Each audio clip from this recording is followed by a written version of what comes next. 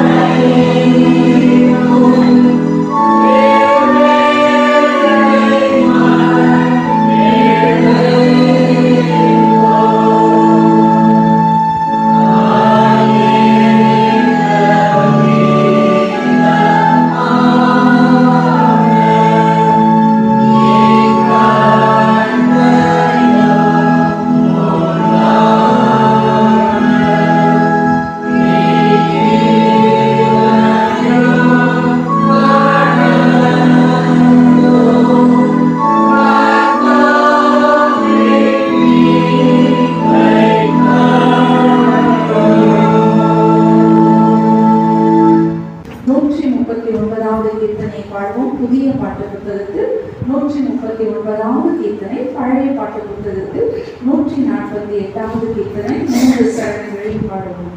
கண்களை ஏறெடுப்பேன் மாம் நேர நேராய் என் கண்களை ஏறெடுப்பேன்.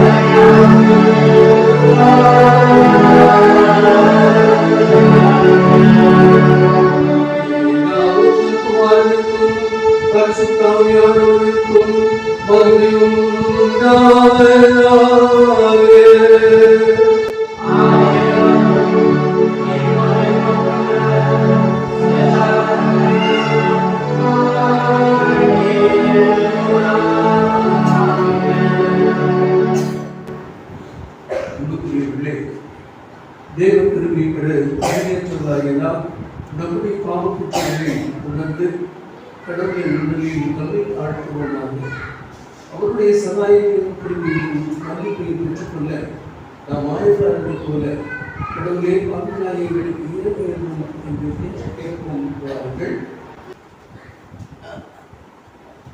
இயேசு கிறிஸ்து பிறந்த திருமணம் நாராயணன் என்று வாசிக்க தெரிந்து கொள்ளப்பட்ட பழைய ஏற்பாட்டின் பகுதி சகோதரர்கள் புத்தகம் 4ஆம் அதிகாரம் வசனங்கள் 6 தொடங்கி 9 முடிய. இந்த நாளுக்கென்று எதிர்கொள்ளப்பட்ட நிருப வாக்கியம் அது சகரியா 4ஆம் அதிகாரம் 6 முதல் 9 வரை. சகரியா 4ஆம் அதிகாரம் 6 முதல் 9 வரை.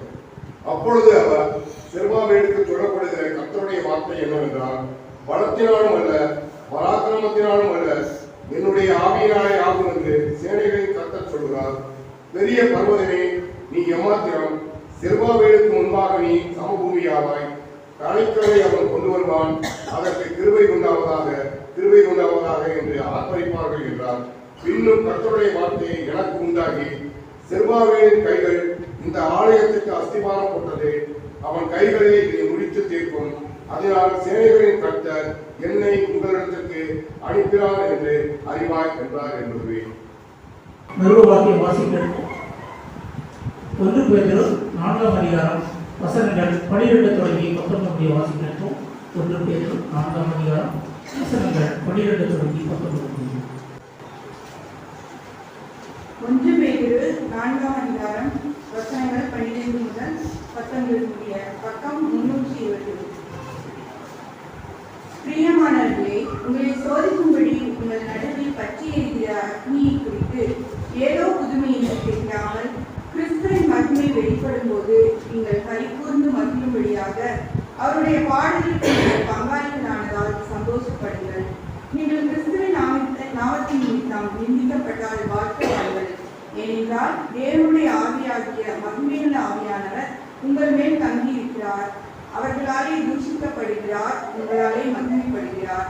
ஆதலால் உங்களில் ஒருவனும் கொலைபாதகனாயாவது, திருடனாயாவது, கொல்லாமல் செய்தவனாயாவது, அந்நிய காரியங்களில் தலையிட்டுக் கொண்டவனாயாவது, பாடுபடுகிறவனாய் இருக்கக்கூடாது. ஒருவன் கிறிஸ்தவனாய் இருப்பதினால் பாடுபட்டால் வெட்கப்படாமல் இருந்து அதிநிமித்தம் தேவனை மகிமைப்படுத்தப்படவன். நியாயத்திற்கு தேவனுடைய வீட்டிலே துவங்கும் காலமாய் இருக்கிறது. முந்தி நம்மிடத்திலே அது துவங்கினால் தேவனுடைய சுவிசேஷத்துக்கு கீழ்ப்படியாதவர்களின் முடிவு என்னமாயிருக்கும்? நீதிமானே ரட்சிக்கப்படுவது அரிதானால் பக்தி இல்லாதவனும் பாவியும் எங்கே நிற்பான்? ஆகையால் தேவனுடைய சித்தத்தின்படி பாட அனுப்புகிறவர்கள் நன்மை செய்கிறவர்களாய் தங்கள் ஆத்மாக்களை உண்மையுள்ள சிருஷ்டி கர்த்தாவாகிய அவருக்கு ஒப்புக் கொடுக்க கடவர்கள் என்பது.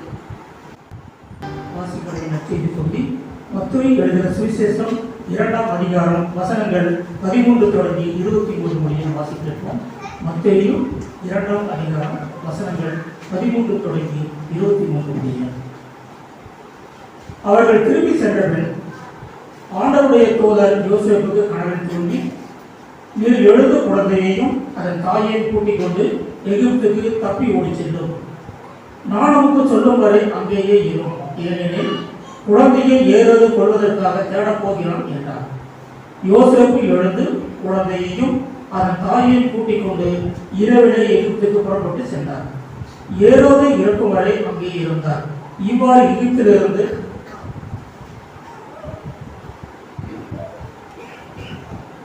என் மகனை அழைத்து வந்தேன் என்று இறைவாக்கினர் வாயிலாக ஆண்டவர் உரைத்தது நிறைவேறியது. ஞானிகள் தன்னை ஏமாற்றியதை ஏரோது கண்டு மிகுந்த சீற்றம் கொண்டார். அவன் அவர்களிடம் கருத்தாய் கேட்டதற்கேற்ப காலத்தை கணக்கிட்டு பெத்லகேமிலும் அதன் சுற்றுப்புறம் எங்கும் ஆண்களை அனுப்பி 2 வயதோ அதற்கு மேல் உட்பட்டவையான எல்லா ஆண் குழந்தைகளையும் கொண்டார். அப்பொழுது ராமாவிலே ஒரே புறங்களும் பேரழுகையும் இருக்கிறது. ராகேல் தன் குழந்தைக்காக அழுது கொண்டிருக்கிறாள். ஆறுதல் பெற அவள் மறுக்கிறாள், ஏனெனில் அவர் குழந்தைகள் அவரோடு இல்லை என்று இறைவாக்கினார் இறைமை உரைத்தது நிறைவேறியது. ஏரோது காலமானதும் ஆண்டவருடைய தூதர் எகிப்திலே யோசேப்பு கனவில் தோன்றி, நீர் எழுந்து குழந்தையையும் அதன் தாயையும் கூட்டிக் கொண்டு இஸ்ரேல் நாட்டுக்கு செல்லும், ஏனெனில் குழந்தையின் உயிரை பறிக்க தேடியவர்கள் இறந்து போனார்கள் என்றார். எனவே யோசேப்பு எழுந்து குழந்தையையும் அதன் தாயையும் கூட்டிக் கொண்டு இஸ்ரேல் நாட்டுக்கு வந்து சேர்ந்தார்.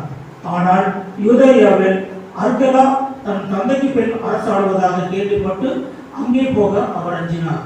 கனவில் எச்சரிக்கப்பட்டும் கலிலேயா பகுதிக்கு புறப்பட்டு சென்றார்.